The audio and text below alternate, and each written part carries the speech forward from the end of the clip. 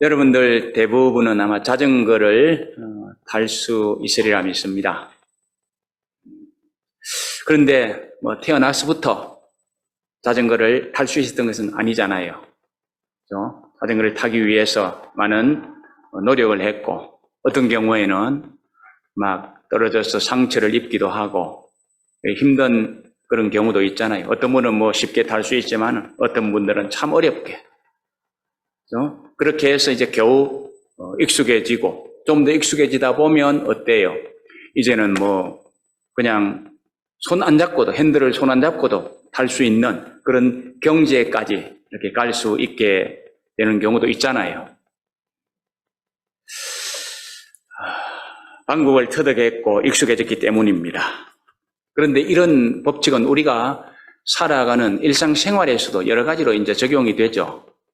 여러 가지가 우리에게는 새로운 것들이 있고 또 익숙해져 가야 되는 것들이 많이 있기 때문에 처음에는 서툴지만은 그래도 자꾸 연습하다 보면 익숙해지고 친숙해지고 또 겁도 나지 않고 담대하게 우리가 또 그것을 시도할 수 있는 그런 경우가 생기는 것입니다. 그런데 이런 법칙은 또 우리 신앙생활에도 동일하게 또 적용되는 것 아닙니까? 하나님께서 우리들을 훈련시키고 연단시키는 이유가 바로 그런 데에 있는 것이죠. 훈련을 받고 연단을 받으며 좀 익숙해지고 또 하나님께서 기뻐하시는 그런 경지에까지 올라갈 수 있기 때문에 하나님께서는 우리는 힘들지만 그래도 이것도 좀 훈련받아 보아라, 이것도 좀 배워보아라, 이렇게 이제 말씀하시면서 때로는 이끌어 주시기도 하시고 때로는 채찍을 하시기도 하시고 그러는 것 아니겠습니까? 이제 우리는 몇 주 전에 엘리야에 대해서 한번 생각을 해보았습니다. 엘리야를 하나님께서 훈련시키는 이유도 그런 이유였습니다. 엘리야가 산속에 살다가 그냥 불쑥 나타나가지고 아합하고 대결해서 이길 수 있습니까? 아니잖아요.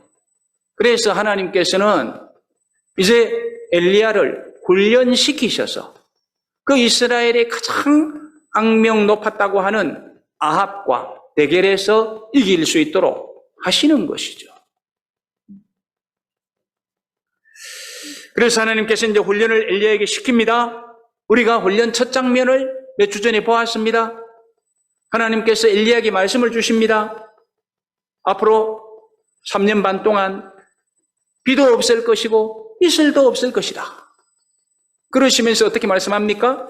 너는 그리 시냇가에 가서 그냥 홈베이스를 만들어 거기에서 살아라 이럽니다. 아니, 물이 마를 것이면 시내에 가서 거하라는 것이 아니고 그죠? 산중에 가서 거하면서 샘이 흐르는 그런 데 가서 거하라고 하면 더 좋을 건데 그냥 시내에 가서 얼마 있지 않으면 말라버릴 시냇가에서 살려고 하는 것입니다.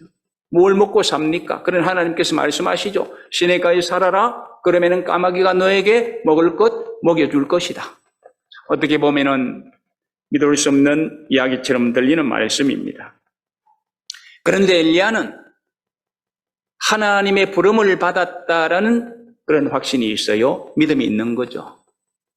그리고 이것이 하나님께서 자기에게 훈련시키시는 것이라는 것을 깨달았기 때문에 순종하는 거죠. 그래서 가서 얼마 동안 거기에서 훈련을 받았는지는 모릅니다. 오랫동안 훈련을 받았겠죠. 받는 동안에 또 문제가 생깁니다. 무슨 문제입니까? 이제 까마귀는 그냥 떡과 고기는 계속 물어다 줄 것 아닙니까? 그런데 이제는 시내가 말라버리니까 먹을 것이 있는데 마실 것이 없으면 더 복잡해지는 것이죠. 이런 어려운 처지에 놓인 것을 우리가 지난번에 보았습니다. 그랬을 때에 하나님께서는 위기를 만난 이 엘리야를 그냥 방치해 두는 것이 아니잖아요. 어떻게 합니까? 오늘 이제 우리가 펼친 본문 8절 말씀부터 보면은 뭐라고 말씀합니까? 하나님께서 또 엘리야에게 말씀을 주시는 거죠. 이 하나님께서요, 성도들에게 말씀을 주신다는 거, 이게 이제 기가 막히는 겁니다. 우리의 삶이 암담해도요, 하나님이 나에게 주시는 말씀이 있으면은 여기에 길이 있는 거죠. 여러분들이 힘들다고만 생각하지 마시고요. 힘들수록 어떻게 해야 됩니까? 말씀을 펼치고 읽어야 되는 거예요. 그래서 하나님께서 내 지금 현재의 처지에서 뭐라고 말씀하시는가 찾아야 되는 거죠. 저 유명한 탕자 어거스틴도 하나님의 말씀 주시는 것을 붙잡고 펼쳐서 읽었을 때에 그의 인생이 변하는 역사가 일어났지 않습니까? 이게 중요한 거예요. 그래서 하나님께서는 위기에 처한 사람에게도 말씀을 주시고요. 힘들어 아파할 때에도 말씀으로 위로해 주시고 격려해 주시고 새로운 기적을 보도록 하시는 것입니다. 그래서 이제 오늘 우리가 본 말씀처럼 하나님께서는 엘리야에게 다시 말씀을 주십니다. 자, 무슨 말씀을 주셨습니까? 9절 상반절 말씀을 보시기 바랍니다. 보시면 너는 일어나 시돈에 속한 사르밧으로 가서 거기 머물라 이렇게 말씀을 합니다. 이 시돈이 어디입니까? 자, 지도를 한번 보십니다. 그리 시내에서 한참 북쪽으로 위로 올라가면은 시돈 땅이 있습니다. 예. 그런데 저 땅은 유대 땅에 속한 것이 아니라고요. 이방 땅입니다. 근데 하나님께서는 저 시돈 땅으로 가라고 합니다. 거기에 가서 사르밧이라는 곳에서 머물러라. 이렇게 말씀을 해줍니다. 이 사르밧이라는 것은 신약 성경에는 사렙다라고도 하는, 사렙다 이야기 들어봤죠? 네, 사렙다라고 합니다. 자, 사렙다라고 하는 이 사르밧은 원어로는 뭐라고 읽히느냐면요, 차르바트라고 읽힙니다. 차르바트. 이 차르바트라는 뜻이 무슨 뜻이냐면은 염색하다라는 뜻입니다. 이 말은 무슨 말씀입니까? 두로와 시돈은요, 아주 이 베니게 명물이었던 그런 염색물을 만들어내고 있었어요. 염직이 아주 발달했습니다. 그렇기 때문에 이 사르밧이라는 이름도 거기에서 온 거예요. 염색하다. 같이 아주 명상품들을 생산해내고 있었던 지역이었음을 알 수가 있습니다. 그런데 이제 또 기막히는 것은 이 사르밧은 누가 지금 다스리고 있느냐 하면은요, 아합의 부인이었던 누굽니까? 이세벨. 이세벨의 아버지 엣바알이라는 사람이 다스리고 있는 지역이에요. 그 이세벨은 그 시돈에서 유다 땅으로 시집을 왔잖아요. 그런데 아버지는 거기에서 그 지역을 다스리고 있는 거죠. 그런데 지금 엘리야는 그 지역으로 이제 피신해 가고 숨어 들어간단 말이죠. 여러분 놀랍지 않습니까? 참으로 아이러니다. 이렇게 우리가 이야기를 할 수가 있겠습니다. 자, 그러면 하나님께서 왜 그렇게 하실까요? 지금 아합은 하나님을 믿는 사람들을 핍박하고 죽이려고 하는데 반대로 엘리야는 아합의 고향으로 가서 지금 거기에서 이제 머물러 살게 될 것이란 말이죠. 왜 하나님께서 이런 일을 꾸미고 계시는 것입니까? 그 이유는 이 바알 숭배의 본거지였던 이 사르밧으로 엘리야를 보내서 거기에서 훈련을 받게 하시는 것입니다. 훈련을 받으면서 바알이 행하지 않았던, 바알이 행할 수도 없는 그런 일을 거기에서 행하도록 하시기 위한 것입니다. 그래서 하나님의 은혜가 유대 땅에서만 나타나는 것이 아니라 이방 땅에서도 나타난다 하는 것을 증거하시기 위해서 하나님께서는 엘리야를 시돈 땅으로 보내는 것입니다. 그러므로 이제 하나님께서는 엘리야를 사르밧 과부의 집으로 보내면서 거기 머물라 이렇게 말씀하셨습니다. 거기 머물라라는 것은 쉽게 말씀드리면 이럽니다. 너는 거기 가서 그냥 내 집에서 살던 것처럼 거기에서 살아가라 이 말입니다. 왜냐하면 9절 하반절 보시기 바랍니다. 하나님께서 그곳 과부에게 명령을 해서 엘리야에게 음식을 주어 먹게 할 것이기 때문입니다. 그죠? 그러니까 거기에서 그냥 먹고 거주하면서 살아가라 이렇게 말씀을 하신 것입니다. 지금까지는 하나님께서 어디에서 먹여주셨습니까? 그리시네에서 먹게 하셨습니다. 그런데 이제는 그 피조물인 새로부터 공급받는 것이 아니고 하나님께서 지정해 놓으신 어떤 사람을 통해서 공개를 받을 것이라고 하는 것입니다. 자, 그런데 이제 문제는 이 사렙다 과부가 어떤 사람이냐라는 거죠. 12절을 한번 보시기 바랍니다. 거기를 보시면 어떻게 말씀합니까? 너무너무 가난해서 먹을 것은 딱 이제 한 번 음식을 만들어 먹고 그 다음에는 먹을 것이 없어서 죽어야 하는 그런 형편에 놓였던 여인이었습니다. 그러므로 엘리야는 그 과부의 집으로 가서 얻어먹고 살 것이 아니라 어때요? 도와주어야 되는 그런 입장에 있는데 하나님께서는 뭐라고 말씀하십니까? 그런 절망적인 삶을 살고 있는 그 과부에게로 가서 그 과부가 너에게 먹게 해주는 거 먹고 거기에서 살아라. 이렇게 말씀을 하셨다라는 거죠. 놀라운 이야기 아닙니까? 가능성이 없어 보이는 이야기 아닙니까? 그런데요, 하나님께서는 가능성이 없는 일도 얼마든지 가능하게 하셨다라는 것도 우리가 잘 알잖아요. 아니, 전혀 안 되는 일을 해내신 일을 우리가 너무나 잘 알잖아요. 그 사실은 어디에서부터 보도됩니까? 창세기 1장 1절에서도 보도되잖아요. 아무것도 없는 상태에서도 하나님께서는 천하 만물이 존재하게 하시는 이 모든 것의 근원이 되시는 그 하나님이신 것을 성경은 보여주고 있는 것입니다. 그러므로 하나님께서는 이렇게 절망적인 여인의 집에 갈지라도 거기에서 엘리야는 그 여인으로부터 공개해 주는 것을 먹고 살아갈 수 있다라는 것을 이야기해 주고 있는 것입니다. 상식적으로는 받아들이기 힘들지만.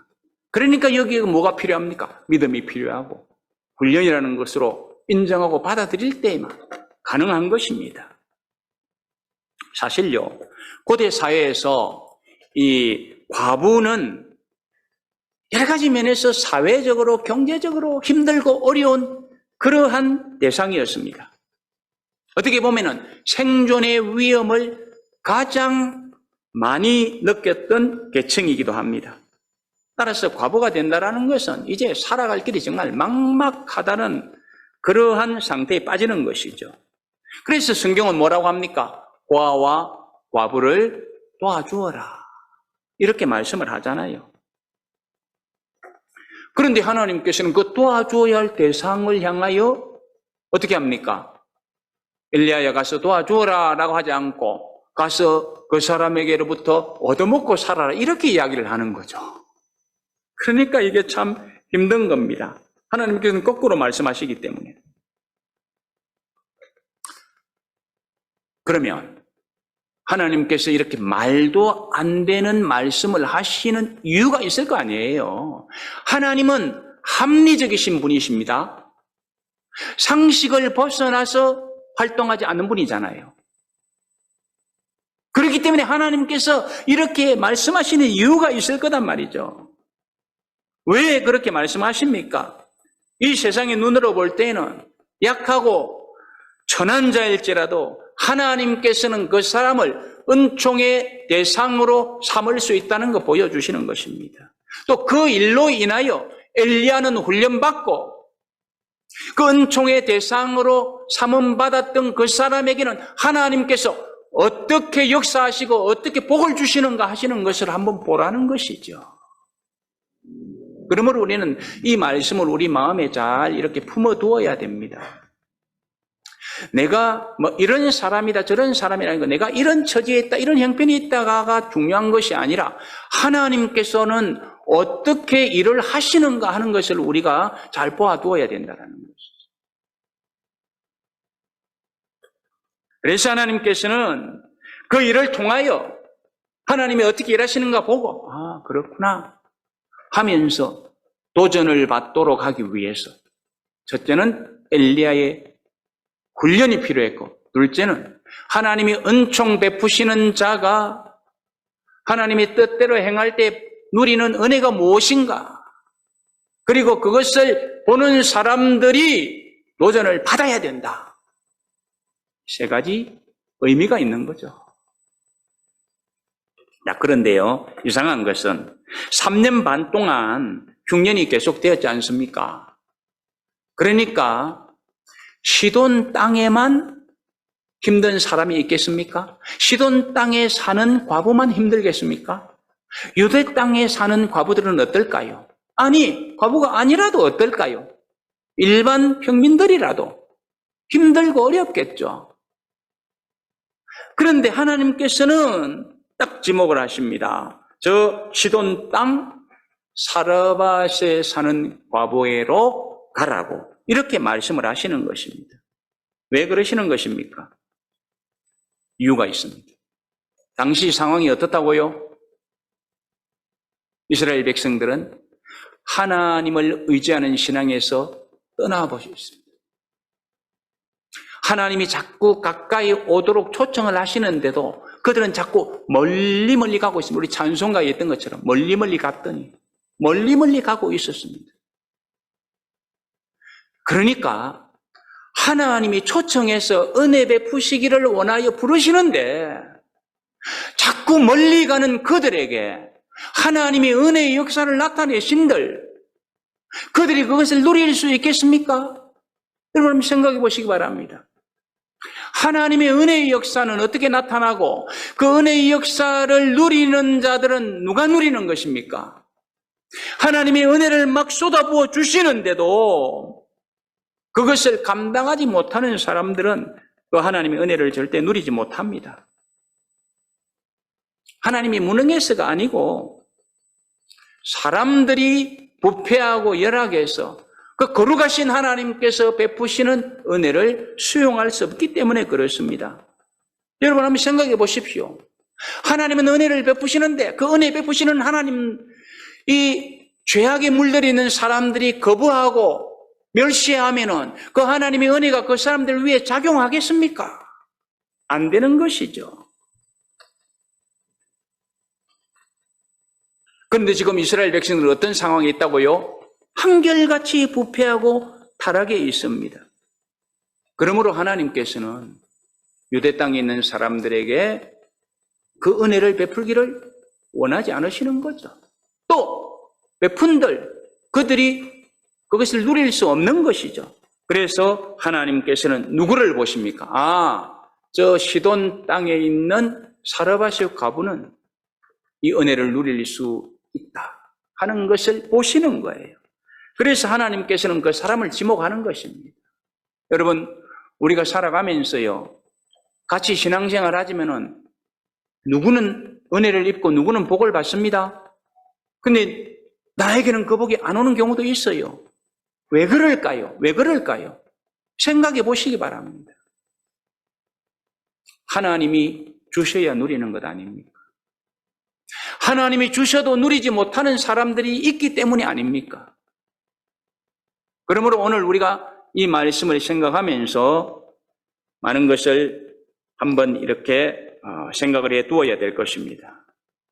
하나님께서는 모든 이스라엘 백성들에게 엘리야로 인하여 은혜를 입게 하지 않았습니다. 시돈 땅에 있는 사르밧 과부에게 보내서 그로 인하여 은혜를 입게 하셨습니다.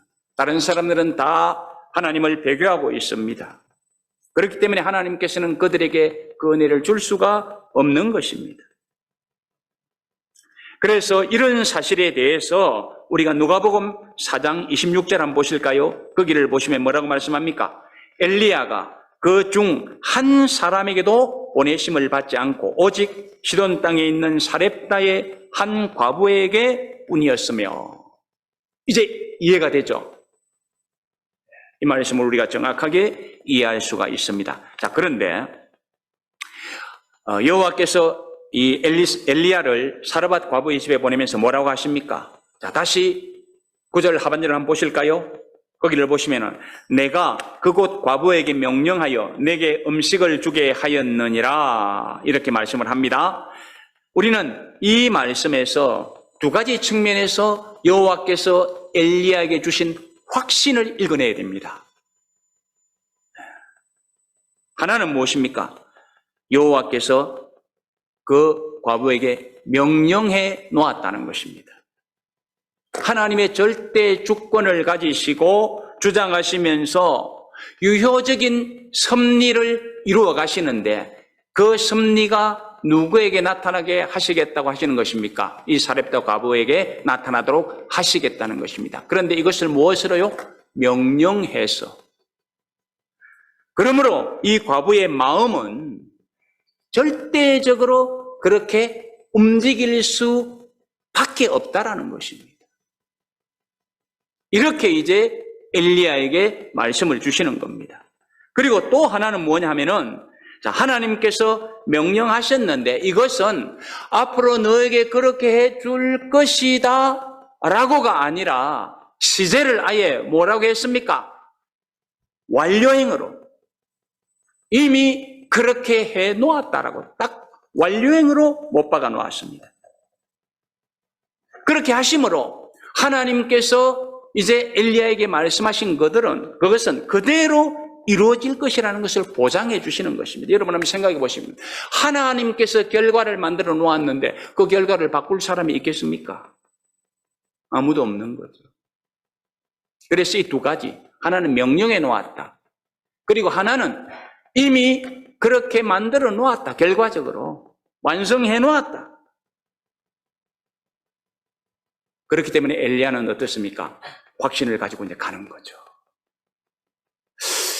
믿음의 사람에게는요, 이런 확신이 있어야 되는데, 제가 저 자신을 떠도봐도 참 이런 확신이 있어 약합니다. 하나님이 말씀해 주셨다면, 그냥 그거, 그죠? 확신하고 흔들리지 않고, 재지 않고, 물음표 붙이지 않고, 그러면 되는데, 이게 이제 참 쉽지를 않아요. 이게 쉽지를 않아요. 우리 오늘 이 본문 말씀을 통하여 배우고 또 도전을 받아보자는 것입니다. 엘리야는 확신을 가지고 움직입니다. 그러므로 엘리야는 하나님의 말씀에 즉시 순종하여서 그 훈련장으로 가는 것입니다. 그리고 이제 엘리야는 10절 말씀 보시기 바랍니다. 보시면 어떻게 합니까? 갔는데 한 과부를 만났습니다. 그가 뭘 하고 있습니까? 나뭇가지를 짚고 있죠. 그리고 과부를 만나자마자 뭐라고 이야기합니까? 그릇에 물을 조금 가져다가 나로 마시게 하라. 물 좀 달라고 합니다. 그 가뭄에 그 귀한 물을 엘리야가 달라고 합니다. 어찌 보면 염치도 없어 보입니다. 그리고 11절에서는 또 뭐라고 말합니까? 내 손에 떡 한 조각을 내게로 가져오라. 이런 말 보통 하기가 쉽지를 않습니다. 왜입니까? 12절 보시기 바랍니다. 그러자 다시 12절 보면은 이 여인은 엘리야에게 뭐라고 말합니까? 당신의 하나님 여호와께서 살아계심을 두고 맹세하노니 나는 떡이 없고 다만 통에 가루 한 움큼과 병에 기름 조금뿐이라. 내가 나뭇가지 둘을 주어다가 나와 내 아들을 위하여 음식을 만들어 먹고 그 후에는 죽으리라. 그렇습니다. 떡 없어요. 가루 한 끼 먹을 수밖에 없는 거죠. 그거 이제 나와 내 아들 만들어 먹고는 죽으려고 하는데 당신 줄 것이 어디 있습니까? 내 처지가 이렇습니다. 이렇게 이야기를 하는 거죠. 이 과부의 열악한 상황을 우리는 이 고백에서 그대로 그냥 읽어낼 수가 있습니다. 그러므로 상식적으로 보면, 인간적으로 보면 엘리야의 요구가 얼마나 가혹한가 하는 것을 우리가 한번 생각해 볼 수가 있습니다. 그러므로 이제 엘리야는 어떻게 됩니까? 아, 그러냐고. 미안하다고. 내가 그거 잘 몰라서 그랬다고. 이렇게 해야 인간적인 측면에서는 맞는 거잖아요. 그러나 엘리야는 그러지 않는다는 것입니다. 뭐라고 합니까? 오히려 13절 보시기 바랍니다. 두려워 말고 가서 내 말대로 하려니와 먼저 그것으로 나를 위하여 작은 떡 하나를 만들어 내게로 가져오고 그 후에 너와 내 아들을 위하여 만들라. 엘리야는 어떻게 보면 아주 매몰차게 이야기하는 것 같죠, 그죠? 네. 두려워하지 말고 가서 나를 위해 먼저 만들고 그리고 나서 만들어 먹어라. 지금 엘리야가 왜 이런 이야기를 하는 줄 아십니까? 엘리야는요, 이미 그리 시냇가에서 훈련받으면서 먹고 사는 문제는 하나님께서 책임지신다라는 이 훈련을 달게 받은 사람입니다. 먹고 사는 문제는 하나님께서 기적을 베푸셔서라도 공급해 주신다라는 것을 경험적으로 맛본 사람입니다. 그리고 또 한 가지, 하나님께서 자기에게 주신 말씀이 있는 거예요. 책임지겠다고 하시는 말씀이 있는 거예요. 그 말씀에 근거해서 어떻게 보면은 저런 이야기를 할 수 있을까, 선지자가. 아니, 과와 과부를 도우라고 했는데 한 끼 먹고 죽을 것밖에 없는 사람 그것까지도 빼앗아 먹으려고 해. 그럴 수 있지만 엘리야는 냉철하게 이야기하는 거예요. 하나님이 주신 말씀이 무엇입니까? 14절 보시기 바랍니다. 이스라엘 하나님 여호와의 말씀이 나 여호와가 비를 지면에 내리는 날까지 그 통의 가루는 다하지 아니하고 그 병의 기름은 없어지지 아니하리라 하셨느니라. 엘리야가 이렇게 단호하게 말하는 이유는 하나님의 약속의 말씀을 받았기 때문에 그런 것입니다. 하나님이 보장해 주신다고 말씀하셨고 그것을 확신하고 있기 때문에 그렇습니다. 말씀을 붙들고 확신하는 사람, 흔들리지 않는 사람, 엘리야. 저와 여러분들은 그렇게 할 수 있겠습니까?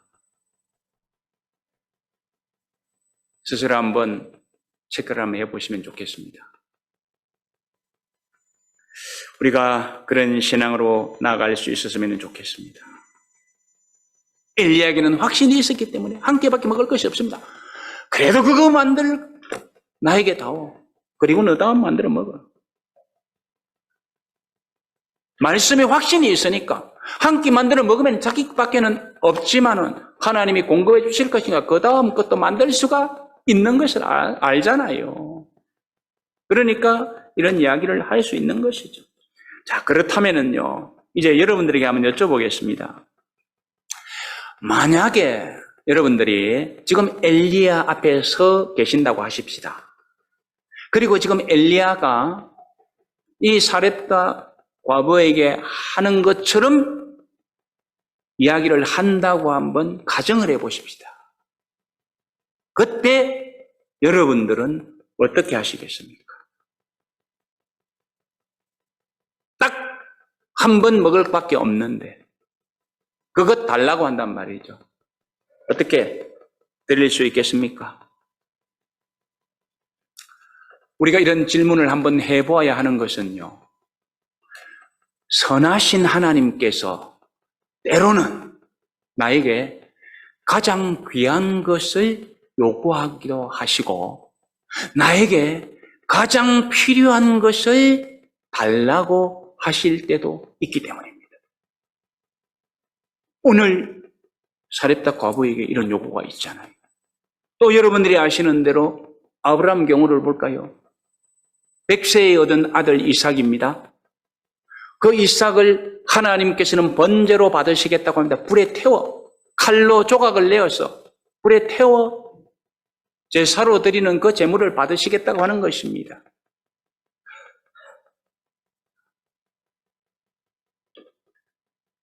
너무 어려운 요구입니다. 그러나 아브라함에게는 믿음이 있었다고 하십니다. 믿음. 그 믿음에 확신이 있었기 때문에 일찍이 움직였다고 합니다. 그리고는 주저없이 칼로 이삭을 내리쳐서 잡으려고 했다고 합니다. 그때 하나님의 다급한 목소리가 있었잖아요. 아브라함아, 아브라함아. 만류하시는 하나님. 그리고는 그 이삭 대신에 하나님께서는 순양을 준비해 놓으셨던 하나님. 여기에서 여호와 일의 이야기가 나오지 않습니까? 하나님이 준비해 놓으셨던 것. 저와 여러분들을 위해서 하나님께서 필요한 것을 준비해 놓으셨다면 어떻겠습니까? 그런 은혜를 누린다면 어떻겠습니까? 하나님은 선하신 하나님이십니다. 그 하나님께서 요구하신다면 모든 것은 하나님께서 책임져 주실 것입니다. 정말로 어렵기는 하지만 믿음이 있다면 순종할 수 있을 것입니다. 아브라함이 그렇게 했거든요. 그러므로 중요한 것은 우리가 하나님의 진리의 말씀을 붙들고 확신 가운데 선다라는 것. 이것이 참으로 중요합니다. 참으로 중요합니다. 언젠가는요, 정말로 우리가 이 믿음을 가지고 하나님 앞에서 또 테스트 받아야 할 때가 올 것입니다. 여러분 잘 기억해 놓으시기 바랍니다. 자, 그러면 사렙다 과부는 이 엘리야의 말에 어떻게 반응을 했을까요? 15절 말씀 보시기 바랍니다. 그 말씀을 보면은 이 과부는 엘리야가 이야기하는 대로 그대로 했다고 합니다. 그랬더니 어떻게 됐습니까? 엘리야와 그 집 식구가 여러 날 먹을 수 있었다고 합니다. 그리고 16절 여호와께서 엘리야를 통하여 하신 말씀같이 통의 가루가 떨어지지 아니하고 병의 기름이 없어지지 아니하니라 이렇게 말씀을 합니다. 무엇을 봅니까? 엘리야는 하나님께서 시키는 대로 순종하는 훈련을 받았습니다. 그리고 하나님은 절망의 위기에 있던 사르밧 과부에게 말씀대로 책임져 주셨습니다. 기적이 일어난 것이죠. 이 기적이 그냥 일어난 것이 아니지 않습니까? 엘리야는 믿음으로 요구했고 사르밧 과부는 믿음으로 순종했고 그 결과 하나님의 약속대로 기적은 일어난 것입니다. 하나님의 은총은 이렇게 누리는 것이라고요. 하나님의 말씀에 순종하면 하나님의 기적을 체험할 수 있다.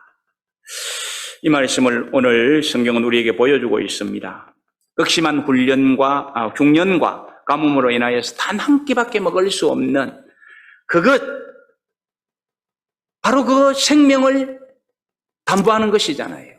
근데 그것을 말씀에 의지하여 순종하여 행했더니 하나님께서는 책임져 주시는 놀라운 기적의 역사를 베풀어 주셨더라.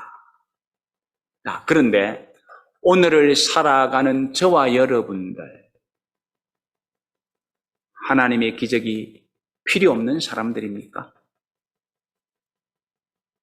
여러분들에게는 하나님의 기적이 필요하지 않습니까?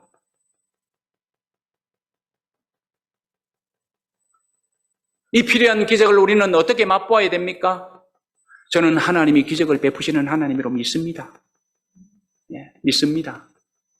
그러면 이 기적을 우리가 어떻게 맛보아야 됩니까? 엘리야를 통하여 배워야 됩니다. 사르밧 과부를 통하여 배워야 됩니다. 도전 받아야 된다고요. 그러므로 기억하시기 바랍니다. 하나님께서는요, 지나간 세대를 위해서도 준비해 놓으신 기적의 역사가 많이 있었습니다. 그런데 그때만 준비하셨을까요? 오늘을 살아가는 우리를 위해서도 하나님께서 예비해 놓으신 은혜, 축복, 기적의 역사 없을까요? 없다면 기대가 없겠죠. 있다고 믿는다면 기대해야 되겠죠. 저는 그것을 기대합니다. 기도할 때에도 기대합니다. 그 하나님은 죽으신 하나님이 아니고 살아계신 하나님, 전능하신 하나님, 능력의 하나님이시기 때문에 그런 것입니다. 그러므로 오늘을 사는 우리도 그렇게 준비해 놓으시고 역사를 이루어 가시는 하나님, 그 앞에서 우리가 그 기적을 맛보면서 살아가야 될 것입니다. 어떻게 해요? 말씀하시는 대로 순종합니다.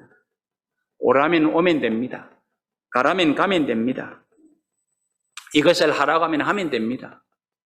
내 마음에 깨달음을 주시는 대로, 내 마음에 감동을 주시는 대로 순종하여 움직이면 된다고요.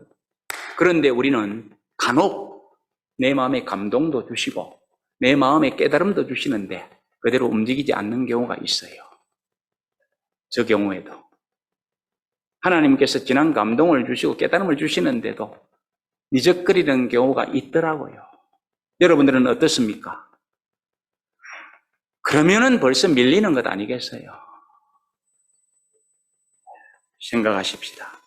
하나님이 감동 주실 때, 하나님이 깨달음 주실 때, 하나님이 오라고 하실 때, 하나님이 가라고 하실 때, 하나님이 멈추서라고 하실 때, 하나님이 그것 하라고 하실 때 그대로 움직이면 하나님이 뜻하신 바를 나타내시고 이루어 주실 것입니다.